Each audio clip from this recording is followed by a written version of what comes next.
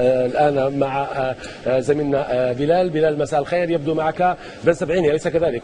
الذي نهنئه على الأداء المميز اليوم في أول مباراة له. زميلي الأخضر زميلي الأخضر نعم قدم أداء جيدا في هذه المباراة. رامي بن سبعيني في الدفاع مع عيسى مندي. رامي مرحبا بك مرة أخرى في بي إن سبورتس. الكل يتحدث عن دفاع المنتخب الجزائري. مباراة لم تكن سهلة تماما أمام منتخب زيمبابوي كما كان ينتظرها ربما الكثيرين.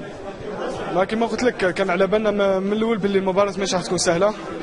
دركا وصلنا للوقت وين ما كانش منتخب قوي ما كانش منتخب ضعيف.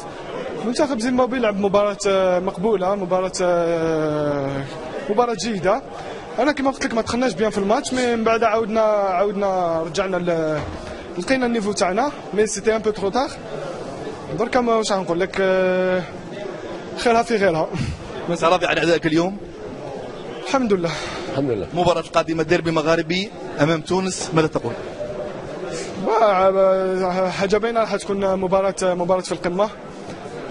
حنا درك لازمنا شوية نريحوا شوية نريبوزي وننساو الماتش هذا ونفكروا بيان في الماتش ضد المنتخب التونسي.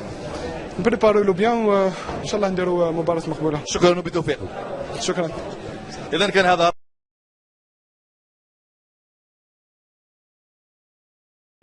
ينتظرها ربما الكثيرين. ما كما قلت لك كان على بالنا من الاول باللي المباراه ماشي راح تكون سهله. دركا وصلنا للوقت وين ما كانش منتخب قوي ما كانش منتخب ضعيف.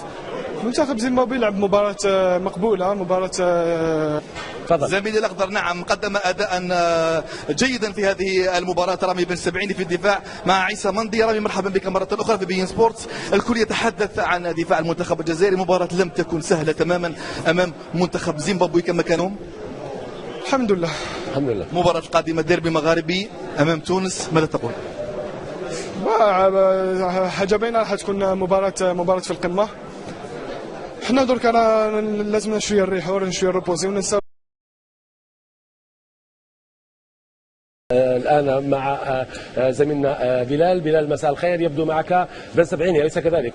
الذي نهنئه على الأداء المميز اليوم في أول مباراة له. زميلي الأخضر مباراة جيدة. أنا كما قلت لك ما دخلناش بيان في الماتش، من بعد عاودنا رجعنا لقينا النيفو تاعنا، مي سيتي ان بو ترو تار. دركا واش غنقول لك، خيرها في غيرها. راضي على أدائك اليوم؟